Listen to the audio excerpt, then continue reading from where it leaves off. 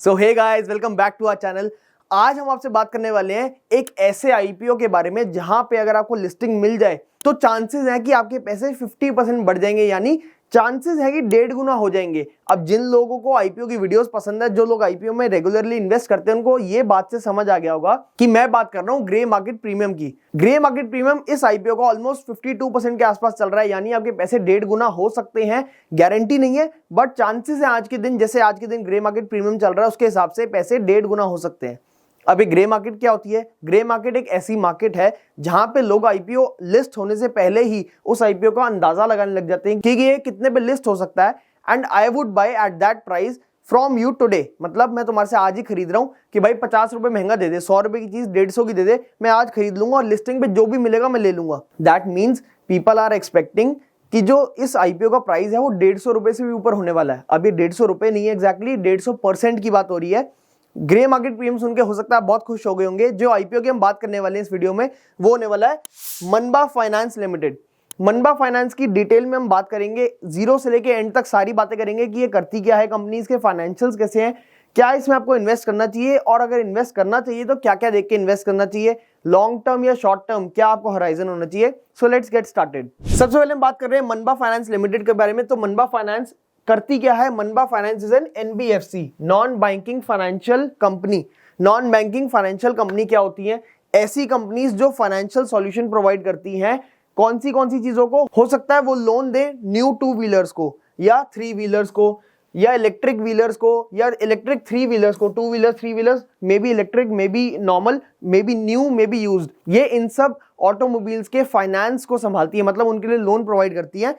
And small car, small business loans and personal loans भी provide करती हैं। Company के मेन टारगेट कस्टमर्स कौन है? Mostly employees and self employed people. Self employed people कौन होते हैं? जिनका अपना बिजनेस होता है बट उनको रोज अपने बिजनेस पे जाना पड़ता है। दैट मीन्स एक ऐसा बिजनेस जो बहुत बड़ा बिजनेस नहीं है, तो एक सेल्फ एम्प्लॉयड पर्सन उसको बोला जाता है।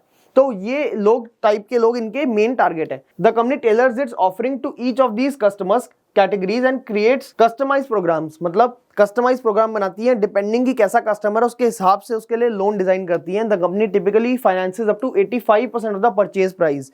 यानी अगर कोई चीज 100 रुपए की है तो उसमें से 85 रुपीज का लोन ये प्रोवाइड करते हैं। एंड ये चाहते हैं कि बाकी 15 रुपए बंदा अपनी जेब से डाले, ताकि उसको भी ऐसा लगे कि मैंने कुछ अपनी जेब से खरीदा और वो डिफॉल्ट ना करे लोन पे। of the vehicle of the customer and wishes to purchase and prefers the customer to contribute the balance। 15 रुपए चाहते हैं कि जो हमारा कस्टमर है वो पे करे। The company has branches in urban, semi-urban, metropolitan cities and towns serving the surrounding rural areas। Metropolitan cities, बड़ी बड़ी urban cities and surrounding the several rural states में भी इनका प्रेजेंस है। The company has established relationship with more than 1100 dealers. 1100 अलग अलग dealers के साथ इनकी अच्छे रिलेशनशिप है। 190 EV dealers in Maharashtra, Gujarat, Rajasthan, Chhattisgarh, Madhya Pradesh and Uttar Pradesh. मतलब काफी फैला हुआ नेटवर्क है पूरे इंडिया में। एज ऑफ मार्च 31, 2024 में company has employed 1344 people. That makes it a big company. Next हम बात कर लेते हैं आईपीओ की डिटेल्स के बारे में। कंपनी जो आईपीओ ला रही है उसकी ओपनिंग डेट है 23 सितंबर, यानी ऑलरेडी एक दिन निकल चुका है। एंड आज है 24 सितंबर। क्लोजिंग डेट क्या है? 25 सितंबर। कल के दिन हमारा लास्ट डेट होने वाली है। इशू टाइप है बुक बिल्ड इशू। इशू का साइज जो है वो बहुत छोटा साइज है, सिर्फ 150 करोड़ का आईपीओ का साइज है।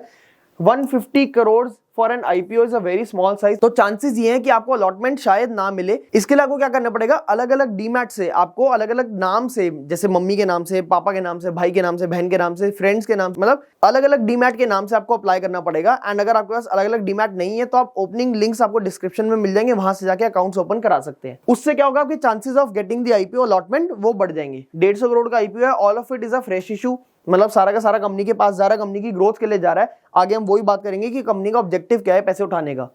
फेस वैल्यू 10 रुपए है। आईपीओ का प्राइस 114 से 120 रुपए है। एंड इसी पे ग्रे मार्केट प्रीमियम ऑलमोस्ट 52% के आसपास, 60 रुपीज, 60 से 62 रुपीज के आसपास चल रहा है। मार्केट का लॉट क्या है? 125 शेयर्स का एक लॉट है। मिनिमम ऑर्डर 125 का ही होगा। लिस्टिंग क्या कहां पे होगी? बीएसई एनएसई दोनों पे लिस्टिंग आपको देखने को मिल जाएगी। कोटा के बारे में बात कर लेते हैं। कौन सा पार्टिसिपेंट को कितना परसेंट कोटा अलॉट हुआ है? तो क्यूआईबी को 50% ऑफ द कोटा अलॉट हुआ है। एचएनआई को, यानी NII, high net worth individuals, HNI को 15% कोटा अलॉट हुआ है। रिटेलर्स को 35% कोटा अलॉटमेंट है कि 35% ऑफ द आईपीओ रिटेलर्स के लिए रिजर्व्ड है।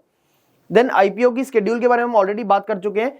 थोड़ा और डिटेल में बात करते हैं। 23 को ओपन होना है, 25 को क्लोज होना है। बेसिस ऑफ अलॉटमेंट आपको अलॉटमेंट मिलेगी 26 सितंबर को। अगर आपको अलॉटमेंट नहीं मिलती है तो आपको 27 तक रिफंड वापस आ जाएगा। अगर आपको अलॉटमेंट मिल जाती है तो 27 को जो शेयर्स आपके डीमैट अकाउंट में क्रेडिट हो जाएंगे। आईपीओ की लिस्टिंग टेंटेटिव डेट है 30 सितंबर एंड कट ऑफ टाइम क्या है 25 सितंबर, यानी जिस दिन लास्ट डेट होती है, लास्ट डेट को शाम के 5 बजे से पहले आपको एप्लीकेशन लगानी भी है और उसको एक्सेप्ट भी करना है अगर आपको अलॉटमेंट चाहिए तो। बात कर लेते हैं आईपीओ के लॉट साइज एंड प्राइस के बारे में। तो एक लॉट होने वाला है 125 शेयर का, जो हम ऑलरेडी आपको बता चुके हैं। उसमें आपको एग्जैक्टली 15,000 रुपए देने पड़ेंगे। काफी टाइम बाद ऐसा आईपीओ आया जिसमें आपको एग्जैक्टली 15,000 रुपए देने हैं, ना उससे कम और ज्यादा तो हो ही नहीं सकते एक लॉट के लिए। देन रिटेल में मैक्सिमम आपको 13 लॉट मिल सकते हैं 1625 शेयर्स के लिए। इसके आपको देने पड़ेंगे 1,95,000, 2 लाख से जस्ट कम। मेरा सजेशन आपसे ये है कि आप अगर अप्लाई कर रहे हैं तो इस कैटेगरी में मत करिएगा। क्यों? अगर आईपीओ ओवर सब्सक्राइब होता है तो एक लॉट से ज्यादा अलॉटमेंट आपको मिलेगी ही नहीं, चाहे कुछ भी आपने अप्लाई किया हो। तो अगर आपने हाईएस्ट कैटेगरी में अप्लाई किया है तब भी आपको एक ही लॉट मिलेगा अगर मिलना हुआ तो। और अगर आपने एक लॉट में अप्लाई किया है तो भी आपको एक ही लॉट मिलेगा। मतलब ऐसा नहीं है कि आप ज्यादा अप्लाई करेंगे तो चांसेस ऑफ अलॉटमेंट बढ़ जाएंगे। चांसेस ऑफ अलॉटमेंट भी सेम रहेंगे, अलॉटमेंट का नंबर भी सेम ही रहेगा, दैट इज 1। वो कब? जब ओवर सब्सक्राइब हो जाए आईपीओ। और हमें पता है 150 करोड़ का आईपीओ है, ऑलरेडी ओवर सब्सक्राइब हो चुका है, तो हमें एक ही लॉट मिलेगा, तो इसमें अप्लाई करने का कोई फायदा नहीं है। और you can do what you can do is HNI में अप्लाई कर सकते हो। मिनिमम कैटेगरी 2,10,000 रुपए के लिए 1750 शेयर मिलेंगे, इसमें आप फिर भी अप्लाई कर सकते हो एज HNI। HNI मैक्स में भी अप्लाई करने का कोई फायदा नहीं है, 9,90,000 से वही सेम होगा, आपको एक ही अलॉटमेंट मिलेगा। देन बिग HNI में 67 लॉट्स का एक बास्केट होने वाला है जिसमें आपको 8,375 शेयर्स मिलेंगे एंड उसके लिए आपको 10,05,000 देने पड़ेंगे। इसमें आप अप्लाई कर सकते हो। तो कहने का मतलब है मिनिमम वाली कैटेगरी में आपको अप्लाई करना है, या तो मिनिमम रिटेल की, या मिनिमम HNI की, या मिनिमम बिग HNI की। ये हो गए हमारे lots and price. Competitive strength, company ने क्या क्या कॉम्पिटिटिव स्ट्रेंथ अपनी बना के रखी हुई है, वो है establish relationship with more than 1100 dealer. 1100 अलग अलग डीलर्स के साथ इनकी पार्टनरशिप्स है, अच्छे रिलेशनशिप्स हैं, यानी इनको वहां से भी काफी सारा काम मिलता है। Ability to expand to new unpenetrated geographies, currently present in 66 locations spread across 6 states in western, central and north India. कहने का मतलब है कि ऑलरेडी 6 स्टेट्स में है एंड 66 न्यू प्रेजेंस की ये सोच रहे हैं, डेवलप करने की सोच रहे हैं, या ऑलरेडी जा चुके हैं। जो इनका नेटवर्क है वो काफी ज्यादा वाइड स्प्रेड है, ये भी इनकी एक काफी अच्छी स्ट्रेंथ है। Access to diversified and cost effective long term borrowings, NBFCs के लिए सबसे इंपॉर्टेंट होता है कि उनकी कॉस्ट ऑफ बोरोइंग्स जो है वो लोएस्ट हो। मतलब अगर मैं किसी को लोन दे रहा हूं तो मुझे पहले पैसे चाहिए उसको लोन देने के लिए, एंड मेरे पास कोई अनलिमिटेड बैकिंग तो है नहीं, मुझे भी कहीं से लोन लेना पड़ेगा और किसी को और को लोन देना पड़ेगा। अगर मैं जिससे लोन ले रहा हूं वो और सस्ता हो जाए, जिसको मैं लोन दे रहा हूं वो सस्ता ना हो, यानी वो उतना ही रहे, तो मेरा मार्जिन जो है, जो मेरा बिजनेस का प्रॉफिट है वो बढ़ जाएगा। एंड इनके पास एग्जैक्टली वही है, diversified and cost effective long term borrowings. मतलब एक तो अलग अलग लोग हैं जिनसे बोरिंग ले सकते हैं एंड कॉस्ट इफेक्टिव सस्ते में ले सकते हैं। ये एक बहुत अच्छा कॉम्पिटिटिव स्ट्रेंथ है। इसी वजह से कंपनी जो है काफी बड़ी और काफी जल्दी ग्रो कर पा रही है। Technological drive and scalability of operating model and with quick turn around time. Turn around time क्या होता है? कितनी जल्दी आप लोन लेके लोन वापस दे देते हो एंड वहां से पैसा रोटेट करके अपने पास ले आते हो, इसको हम कहते हैं TAT, turn around time for loan processing. 5.5 दिन के आसपास इनका सिर्फ टर्न अराउंड टाइम है, यानी 5.5 दिन में लोन लेके आगे लोन को प्रोसेस कर देते हैं, जो इनके बिजनेस के लिए एक बहुत ही फास्ट पेस और बहुत अच्छा होता है। क्यों? जितनी देर तक आपके पास पैसा आइडल पड़ा रहेगा आप उसको रोटेट नहीं कर पाएंगे और पैसे की जो अपॉर्चुनिटी कॉस्ट है वो मिस हो रही है। अपॉर्चुनिटी कॉस्ट क्या होती है कि अगर आप वो पैसे को कहीं और इन्वेस्ट करते या कहीं और बैंक में ही पड़े रहने देते तो भी आपको कुछ पैसे मिल जाते, बट इन्होंने उसकी लोन की कॉस्ट तो देनी है, एंड अगर आगे लोन नहीं दिया तो वो कॉस्ट जेब से देनी पड़ेगी, वर्सेस अगर किसी को दे दिया तो वो उससे लेके कुछ पैसे अपने पास रख के बाकी पैसे देने पड़ेंगे। तो ये जो प्रोसेस है इसको हम टर्न अराउंड टाइम कहते हैं। ये इस कंपनी का सिर्फ 5.5 दिन है, जो कि काफी अच्छा हो जाता है, काफी शॉर्ट हो जाता है। और भी कई सारे पॉइंट्स है, जैसे wide collection of infrastructure and process leading to maintenance of company's quality assets, experience promoters and professional management team. ये सारे हो गए हमारी कंपनी की कुछ स्ट्रेंथ। अब हम बात कर लेते हैं नंबर वाइज क्या कंपनी स्ट्रेंथ में है या नहीं है, क्या मतलब फाइनेंशियली कंपनी कैसी है। कंपनी के फाइनेंशियल्स देखें, जो रेवेन्यू है वो 44% इंक्रीज हुआ है, प्रॉफिट आफ्टर टैक्स 90% इंक्रीज हुआ है एक साल के अंदर 2023 से 2024 की बात हो रही है, जो एक बहुत ही बढ़िया साइन है कि यार कंपनी इतनी ज्यादा और इतनी तेजी से ग्रो कर पा रही है। सो हमें समझ आती है it's a growth company. Assets की बात कर लें तो 561 करोड़ के एसेट्स थे 2022 में, 2023 में बढ़ते बढ़ते 700 करोड़ के हो गए, 2024 में बढ़ते बढ़ते 950 करोड़ के हो गए। ये भी एक बहुत ही अच्छी ग्रोथ रेट है। अराउंड 31% हमें CAGR देखने को मिल रहा है ग्रोथ रेट एसेट्स में, जो कि एक बहुत अच्छा ग्रोथ रेट होता है। देन 2022 में रेवेन्यू की बात करें तो 100 करोड़ 106 करोड़ के आसपास था, 133 करोड़ हो गया 2023 में, 2024 में बढ़ते बढ़ते 191 करोड़ के आसपास हो गया, जो ऑलमोस्ट 40% के आसपास ग्रोथ रेट हमें दिखती है, जो एक बहुत ही अच्छी ग्रोथ रेट है। एंड लास्ट ईयर से भी अभी तक हमें 44% की ग्रोथ रेट देखने को मिली है।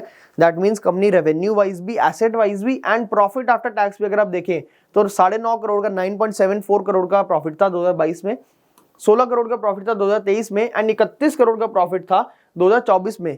यानी मोर देन 3 टाइम्स 2 साल में कर चुकी है कंपनी अपना प्रॉफिट आफ्टर टैक्स। हमें दिख ही रहा है 90% का ग्रोथ है एक साल के अंदर अंदर, जो कि एक अच्छा साइन होता है। तो कंपनी एक अच्छे फाइनेंशियल्स के साथ कंपनी ला रही है।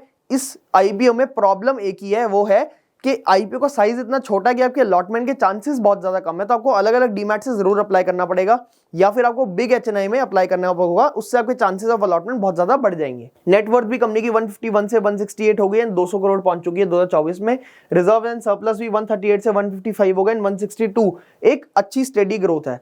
टोटल बोरोइंग्स देखें तो टोटल बोरोइंग्स बहुत ज्यादा है, 394 करोड़ बोरोइंग थी 2022 में, ऑलमोस्ट 600 करोड़ थी बोरोइंग 2023 में, 2024 में बढ़ते बढ़ते 750 करोड़ हो गई।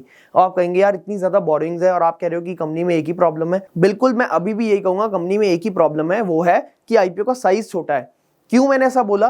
क्योंकि बोरोइंग्स जो है ना वो एनबीएफसी का मेन काम है, यानी बोरोइंग्स लेना और बोरोइंग्स देना, लोन लेना और लोन देना, मैंने आपको बताया था एनबीएफसी का मेन काम होता है।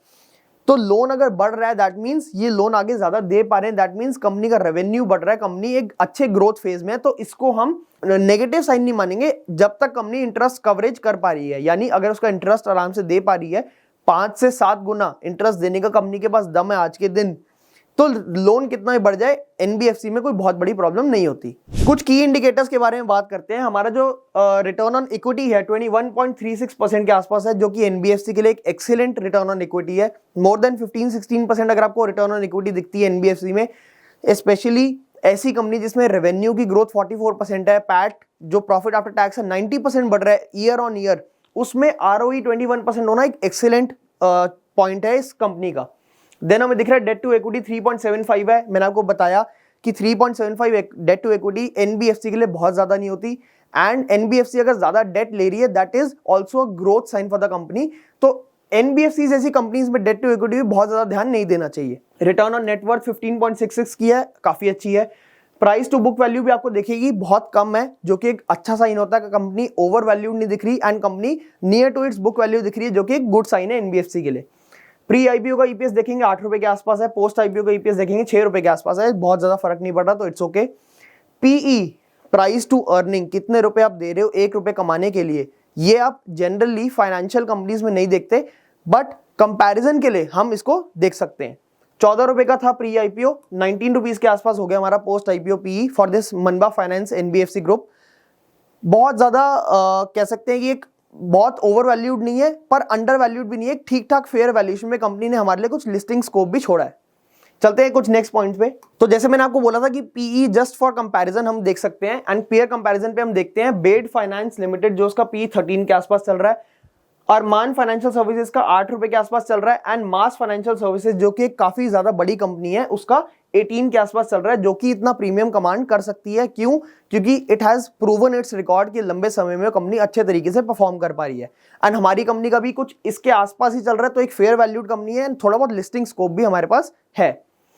फाइनली प्रोमोटर होल्डिंग अगर हम देखेंगे तो 100% थी प्रोमोटर्स के पास ही, एंड पोस्ट इशू क्या रहेगी 74.98, ऑलमोस्ट 75%, जो कि एक गुड साइन है कि कंपनी के प्रोमोटर्स भी आज के दिन ये समझते हैं कि कंपनी उनके पास रहनी चाहिए। कंक्लूजन अगर आपको दें तो कंपनी फाइनेंशियली काफी स्ट्रांग है, कंपनी के ऑब्जेक्टिव काफी अच्छे हैं, एंड स्ट्रेंथ भी ऐसी है कि बाकी लोगों से कुछ हटके ऐसी सेक्टर में फाइनेंसिंग कर रही है जो ग्रोथ सेक्टर है, जैसे ऑटोमोबाइल सेक्टर, ईवी सेक्टर, जो आने वाले समय में अगर बढ़ेगा नहीं तो एटलीस्ट कम भी नहीं होने वाला। एंड पॉपुलेशन के साथ साथ आपको पता ही है कि हमारा ऑटोमोबाइल सेक्टर कितना बड़ा कंट्रीब्यूटर है। Finally I hope you like this video. अगर मेरा आप ओपिनियन जानना चाहते हैं तो मैं तो इसमें अलग अलग डीमैट अकाउंट से अप्लाई करने वाला हूं। अगर आपको अप्लाई करना है तो ओपनिंग लिंक्स आपको डिस्क्रिप्शन में मिल जाएंगे डीमैट के, आप वहां से जाके ओपन करवा सकते हैं एंड रेफर एंड अर्न करके भी कुछ पैसे कमा सकते हैं। अगर आपको वीडियो अच्छी लगी होगी तो वीडियो को लाइक जरूर करते जाना, चैनल को सब्सक्राइब कर देना and see you in the next video. Thank you.